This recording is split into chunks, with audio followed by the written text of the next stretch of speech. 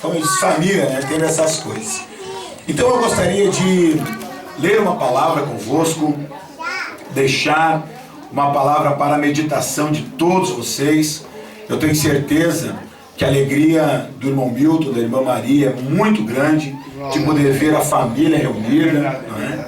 E acima de tudo, o privilégio de vê-los ouvindo a palavra de Deus. Então, a responsabilidade que recai sobre o meu ombro é gigantesca, muito grande mesmo. Mas eu quero deixar uma palavra de Deus, ler uma palavra, meditar um texto. Muito obrigado, minhas vezes. Palavra bem conhecida de todos.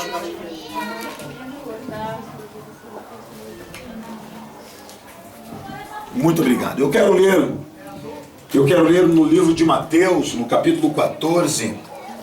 São Mateus, capítulo 14. Eu quero ler o versículo 30, a última parte do versículo 30, a última frase do versículo 30, que nos apresenta uma oração. Na verdade, eu classifico como a oração mais curta do Novo Testamento. O Novo Testamento é cheio de orações, mas esta aqui eu considero ser a mais curta. São Mateus, capítulo 14, versículo 30. Depois, se você quiser meditar na sua casa, você que tem um exemplar da Bíblia e quiser me acompanhar na leitura, a Bíblia Sagrada diz assim, a última parte do versículo 30, a Bíblia diz: Senhor, salva-me. Vocês podem repetir comigo? Eu digo primeiro e vocês em seguida repitam, por favor. Senhor, salva-me. Salva-me. Para o ensaio ficou bem bom. Vamos de novo. Senhor, salva-me. Salva-me. Então eu vou contar até 3 agora, porque é uma frase curta, né? Fácil de decorar. Eu conto até 3 e todos nós juntos vamos dizer esta frase. É só esta frase. Para mim, eu considero a oração mais curta do Novo Testamento.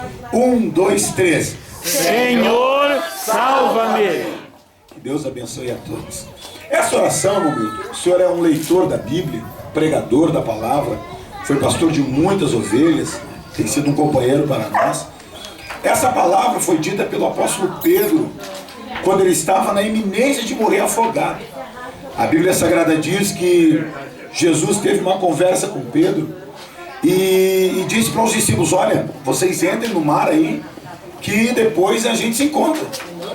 Humanamente falando, se eu estivesse lá, eu pensaria comigo: bom, se nós vamos entrar num barco e vamos atravessar para outra banda, para outro lado, naturalmente Jesus vai pegar um barco depois que o nosso, e vai vir depois, ou vai vir a pé, vai vir num linho, lá sei eu, ele vai vir de algum jeito. E a Bíblia diz que os discípulos entraram no barco e fizeram a travessia do Mar da Galileia. O Mar da Galileia, que na verdade não era um mar, era um grande lago. E a hidrografia diz que o Mar da Galileia media 21 quilômetros de comprimento por 12 quilômetros de largura. Ele fazia um total de aproximadamente 160 quilômetros quadrados. Era grande, então os galileus chamavam de o Mar da Galileia. Naquele lugar eles viviam da pesca.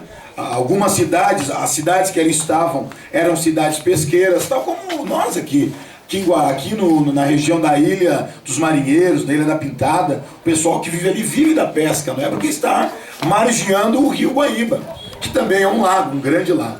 E a Bíblia diz que Jesus então os discípulos entram, e começam a remar. Estão remando, acostumados naquele trajeto. E de repente a Bíblia diz que pela madrugada, talvez ali 3, 4 horas da manhã, a Bíblia diz que na 4ª vigília da noite, é um período que estava entre 3 e 6 horas da manhã, a Bíblia diz que a tempestade começa a açoitar o barco.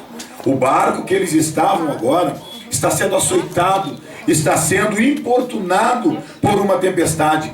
E a Bíblia diz que o quadro deles ali era um quadro de horrores. Imaginem, a pessoa que conhece o mar, sabe como o mar é perigoso, estar ali, irmão Milton, era muito complicado. Eles lutando para tentar manter o barco sob domínio. E, por favor, quando eu falo em barco, senhores, eu não falo de um transatlântico, não estou falando do Titanic, não. Falo de um barquinho de pesca, um barquinho de madeira, pequeno. E aqueles marinheiros, aqueles pescadores, ali tentando com toda a força, tentando não morrer. A luta deles era para não morrer. De repente, a situação fica ainda pior, porque eles já estavam lutando contra a tempestade. E a Bíblia diz que então eles observam alguém andando sobre o mar. Para eles o que era um fantasma. Então a situação que já era difícil ficou ainda pior. A situação que já era caótica, de possibilidade de morte, agora se torna assustadora. E a Bíblia diz que quando eles viram aquele fantasma que estava andando na direção deles, eles começaram a gritar. E nesse momento que eles gritam desesperados, o Senhor Jesus diz para eles: não temais, sou eu. Eu gostaria que você fizesse um exercício aqui, porque eu não vou me prolongar, eu não quero prendê-los. Está frio, né? Está friozinho. Parece que amanhã vai ser mais frio ainda. Mas eu gostaria que você olhasse para a pessoa que está perto aí e dissesse assim: se a situação está difícil, diga isso. Se a situação está difícil, ela pode piorar. Ela pode piorar. Pode piorar. Pode Certamente vocês já encontraram alguém que experimentou, ou quem sabe alguns dos senhores, das senhoras, dos jovens que aqui estão, experimentaram um momento difícil, e quando parecia, bom, mais do que isto não pode piorar. E quando parecia, não, agora não, nós chegamos no limite, aqui é o limite. Piorar mais do que isso não vai acontecer. Quando você menos espera, aparece um fato novo. E ao contrário daquilo que você deseja, que esse fato novo seja um fato positivo, é mais uma coisa negativa. Quantas vezes nós chegamos, estamos doentes com alguma enfermidade, estamos tratando, estamos bem, e de repente vamos no médico, chegamos lá: olha, doutor, eu fiz todo o tratamento que o senhor mandou, e agora eu gostaria que o senhor me dissesse, né? Você já tem uma alta do tratamento. Aí o doutor tem os exames na mão e apresenta um diagnóstico pior do que aquele que você já estava. Quantos de nós, na nossa casa, isso na nossa casa, eu não falo na casa de vocês, eu falo na nossa casa, porque assim como os senhores, eu também tenho esposa, eu também tenho filha, eu tenho uma filha de 12 anos, então nós também temos dificuldades em casa, né, amor? Nós temos dificuldades, nós temos obstáculos a superar em casa. Quantas vezes nós sentamos para resolver um problema familiar? Bom, vamos resolver aqui um problema familiar. A gente está lutando, está nessa tempestade. Vamos resolver. Aí nós começamos a conversar. E à medida que nós estamos conversando, parece que ao invés de resolver o problema aumenta. Quantas vezes nós tentamos resolver uma coisa e parece que uma coisa maior do que aquela surge. E um problema que era desse tamanho, fica desse tamanhão. É assim, para os discípulos era assim. Eles estavam no barco, o barco estava quase afundando, a tempestade açoitando o barco, e de repente alguém diz assim: olha lá, um fantasma. Ou seja, nós estamos aqui quase mortos. Agora, para terminar com tudo, um fantasma aparece. Mas veja a surpresa: Jesus diz lá do meio do mar: não temais, sou eu. Meus irmãos, qualquer lei da física, a lei da gravidade, enfim, qualquer lei da física, é impossível alguém andar sobre o mar. Vamos combinar, é impossível você correr sobre as águas, é impossível. Então, no momento que Jesus diz: não tem mais, sou eu tenho para mim que a esperança surgiu nos discípulos, porque o Senhor dos milagres estava ali. Eu gostaria que você prestasse atenção. Por mais tenebrosa que esteja a tempestade, por mais escura que esteja a tua noite, eu quero profetizar em nome de Jesus que o Senhor está vindo na tua direção. Só que para isso vai ter que ter um pouco de fé no negócio. Tem que ter. Porque a Bíblia diz assim, ó: chegai-vos a Deus e Ele se chegará a nós. Então, o Senhor não obriga ninguém a segui-lo. Ninguém é obrigado a seguir a Deus. Ninguém é obrigado a seguir a Deus. Agora, nós sabemos o que é bom. E eu faço um teste aqui para saber se vocês, para identificar se vocês sabem o que é bom. Você está numa mesa posta, uma mesa arrumada, e a mesa está separada em dois momentos, em dois ambientes. No primeiro ambiente, tem um arroz bem novinho e um ovo frito bem grande. O ovo frito alimenta, a gente sabe, delicioso, eu gosto do ovinho frito, é bom. Só que na outra ponta da mesa tem o mesmo arroz, bem feitinho, bem novinho, e um espeto com uma costela bem assadinha. Aí eu pergunto para os senhores, é um teste para saber se vocês sabem o que é bom.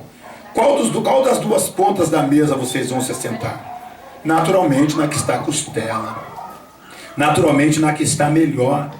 Naturalmente naquela que pode produzir o melhor resultado. É a situação do custo-benefício. Você vai ter que caminhar um pouco mais, mas ali está o melhor alimento, o mais saboroso, talvez não o mais saudável, né? Mas o mais saboroso. O mais saboroso. E assim é Deus. Talvez para nós tomarmos as nossas decisões diante dele, seja caro às vezes. Você vai ter que abrir mão de algumas coisas, mas é tudo assim. Eu vejo que a maioria dos senhores que estão aqui, os adultos pelo menos, são casados. E quando nós decidimos casar, pelo menos comigo foi assim. A gente abre mão de uma série de coisas. A nossa liberdade já não é mais a mesma. Você já não pode se considerar a mesma pessoa. Você casou agora. A sua vida passa a ser parte integrante da vida da pessoa que você escolheu. E a vida dela passa a ser parte da sua vida. Então você abre mão da sua liberdade. Já não é mais a mesma coisa. Se eu sair à noite, para as festas, sozinho, dançar, enfim, eu gosto de música. Agora não. Eu tenho que saber se minha esposa vai comigo, se ela permite que eu vá, enfim. Isso é casamento. Isso é assumir um compromisso com alguém. E no momento que você assume um compromisso com Deus, é a mesma coisa. Você se compromete em servir a Deus. Deus está dizendo assim: eu vou fazer a minha parte, mas eu preciso que você faça a sua. A parte que Pedro fez, quando ele ouviu Jesus falando assim, ó, não temais, sou eu. Pedro desafiou Jesus, disse: Senhor, se és tu mesmo, manda ter contigo aí. Tipo assim, ó, pra ti que é o Filho de Deus, é moleza andar sobre as águas. Agora, eu quero ter contigo aí. Tu é o Filho de Deus, tu já fez um monte de milagre mesmo, eu quero conversar contigo aí, no meio da tempestade, no meio das ondas. Eu quero ir aí, eu quero sair desse barco e ir aí conversar contigo. E o Senhor Jesus disse para Pedro: vem, Pedro. Aleluia. Talvez essa tarde fria de domingo, se você parar um pouquinho só, para prestar, porque às vezes a voz de Jesus, ela é confundida. Imagine que a voz de Jesus estava sendo confundida com as ondas, porque o barulho das ondas é um barulho assustador, não é? O mar, quando está revolto, ele se torna assustador. Então a voz de Jesus, naturalmente, era pouco audível, não dava para ouvir direito, mas Jesus disse: vem, Pedro. E Pedro ouviu: se é para mim ir, eu vou ir ter contigo aí. E Pedro então saiu do barco. Irmãos, eu quero que você entenda, o barco representava a iminência da morte. Mas à medida que Jesus estava de fora do barco, era mais seguro estar de fora do barco do que dentro dele. Então Jesus disse: vem, Pedro. E Pedro começou a caminhar na direção do Senhor. Esse versículo 30, irmão Milton, que nós acabamos de ler, companheiro, diz assim: e Pedro olhando para as ondas, Pedro, observando a tempestade, teve medo. Pedro começou a sua caminhada na direção de Jesus. Agora, caminhar na direção de Jesus, minha gente, não é fácil. Quantos pródigos nós temos aqui? Quantos que estão afastados dos caminhos do Senhor estão aqui essa tarde? Eu quero que você levante a mão, eu quero conhecer você. Quantos já serviram ao Senhor, já desceram as águas do batismo? Olha só, temos irmão ali. Muito bem, olha, a maioria. Você sabe, você vai concordar comigo, que caminhar na direção de Jesus não é fácil. Porque a onda vem, a onda da zombaria, pessoas zombando de você, a onda das perseguições, de repente alguém perseguindo você. Você está indo na direção de Jesus, de repente, do lugar que você menos espera, que é a igreja. Todo mundo subentende que na igreja é um lugar perfeito, onde pessoas perfeitas estão assentadas, pessoas que entendem, que compreendem, que respeitam, que gostam, que amam. Mas não é assim. Se você olhar para o lado, a pessoa que está perto de você numa igreja é humano, tal como você. Então, às vezes, você imagina que aquele crente ali, esse não vai me decepcionar. Para aquele que você menos espera, decepciona você. Aí você olhou para o vento e submerge. Foi o que aconteceu com Pedro. Pedro estava indo na direção de Jesus. Os olhos de Pedro, na minha opinião, estavam fitos em Jesus. Ele estava andando com tranquilidade, com segurança, porque Jesus tinha mandado ele entrar. Pedro não entrou ali porque era corajoso, porque era o valentão. Se ele fosse corajoso, ele tinha entrado antes. Ele esperou que Jesus mandasse: vem, Pedro. E ele entrou e começou a caminhada. Só que ele olhou para o vento. Gente, não pode olhar para o vento. Quem olha para o vento não consegue. Se você olha para o vento, você tira o foco. É como motorista, os habilitados que estão aqui sabem. Você está viajando na autoestrada, está toda a família dormindo, a esposa dormindo, os filhos dormindo, o cachorrinho dormindo. Está todo mundo com a sua vida, com a sua própria vida nas tuas mãos.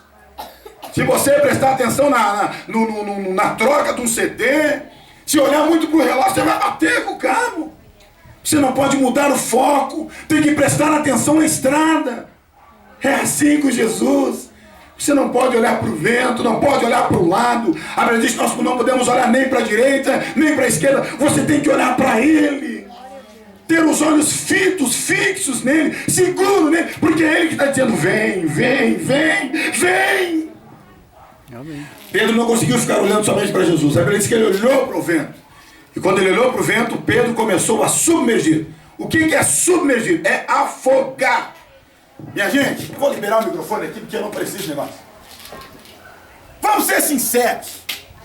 O cara está andando em cima do mar. Um milagre está acontecendo na vida dele. Repete comigo assim, um milagre. O milagre Estava acontecendo na vida dele. Na vida dele. Irmão, você aceitar Jesus é um milagre.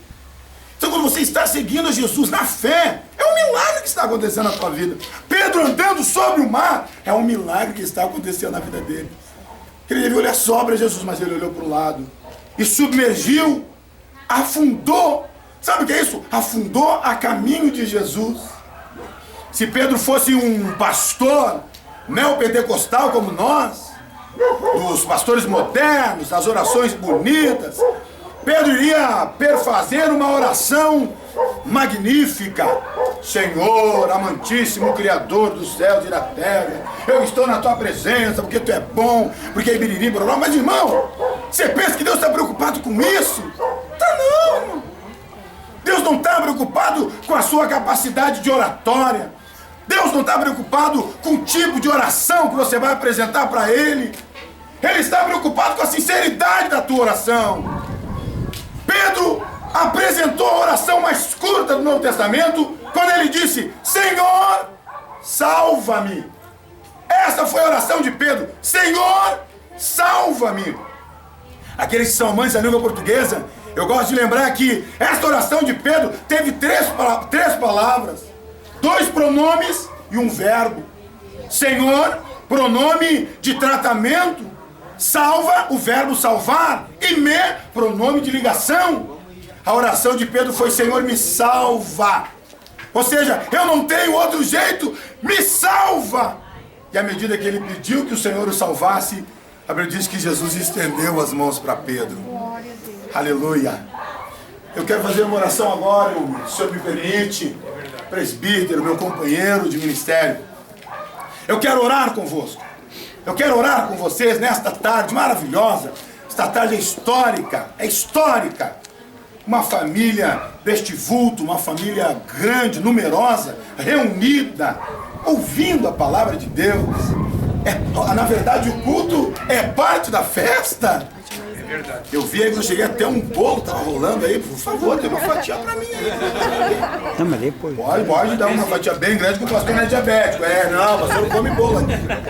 Não, pastor se vira no bolo. Eu digo, pastor Pedro, e o nosso querido Deus está com nós aqui. Amém. É promessa dele. Mas irmão, é a festa completa. É promessa. Porque Jesus na festa, a festa completa. Eu quero orar com você.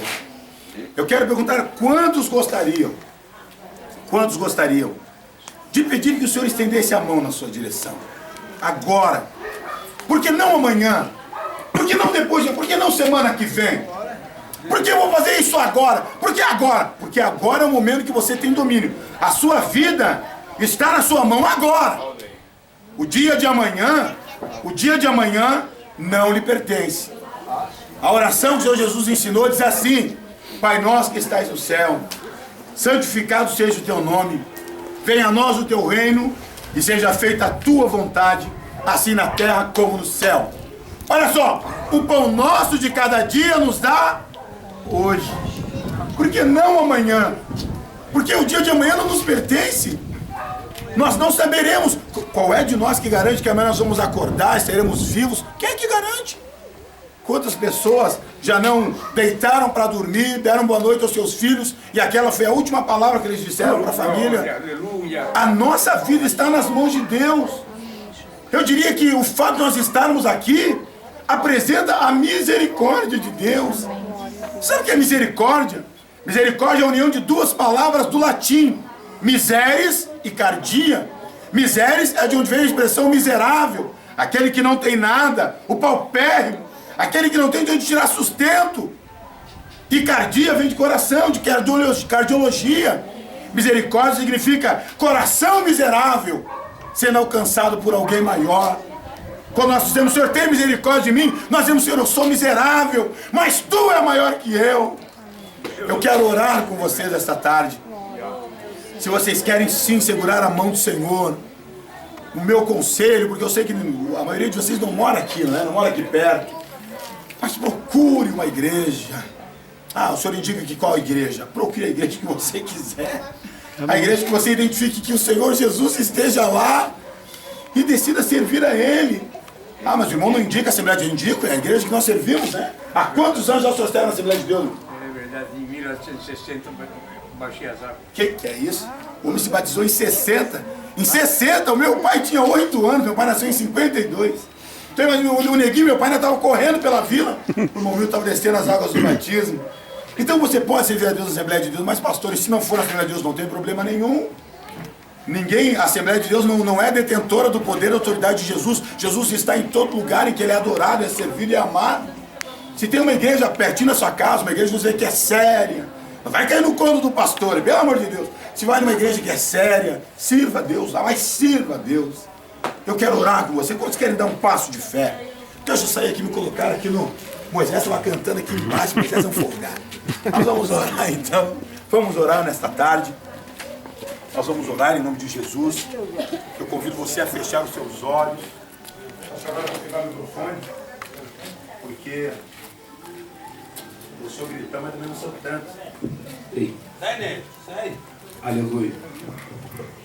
Vamos lá. Aleluia. Aleluia. Nós vamos orar aqui no presbítero Milton. Vamos orar.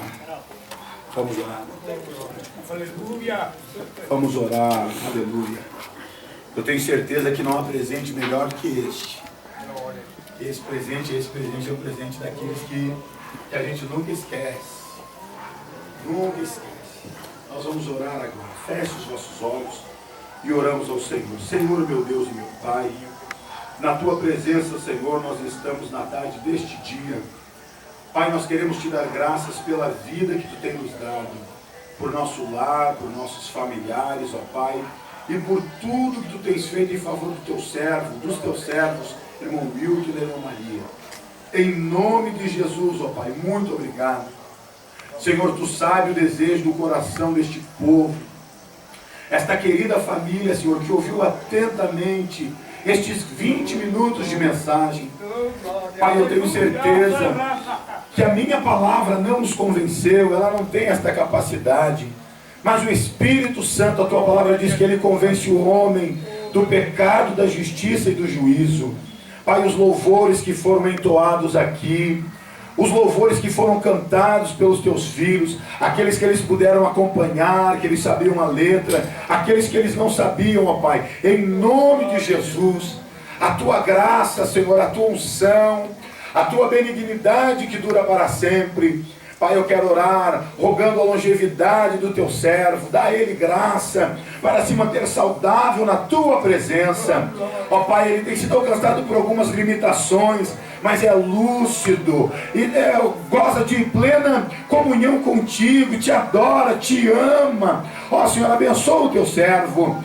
Igualmente, ó Pai, eu quero pedir que Tu abençoe cada um daqueles que estiveram aqui, Senhor, que atentaram para este convite, que observaram a palavra e que foram alcançados por ela, em nome de Jesus de Nazaré. Guarda os Teus filhos, dá a eles uma semana abençoada, um restante de domingo feliz. Ó Pai eterno, que o Teu Espírito possa tocar nas suas vidas e que eles possam Te encontrar, ó Pai eterno, ainda em vida Te servir, para engrandecer o Teu nome. É o que nós pedimos, para a honra e glória do Teu Filho Jesus Cristo. Amém e amém, Senhor. Amém. Vamos cantar, canta comigo assim, ó. Quem conhece, canta. Quem não conhece, aprende, que é bem fácil.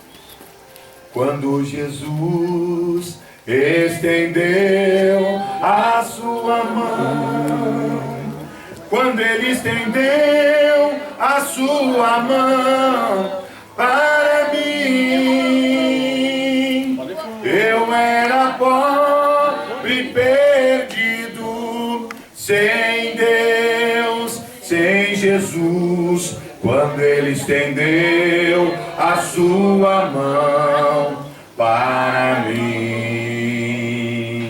A minha alma andava longe dos caminhos dos céus. Eu era pobre, desprezível, pecador, mas Jesus transformou minhas trevas em luz, quando Ele estendeu a sua mão para mim. Quando Jesus estendeu a sua mão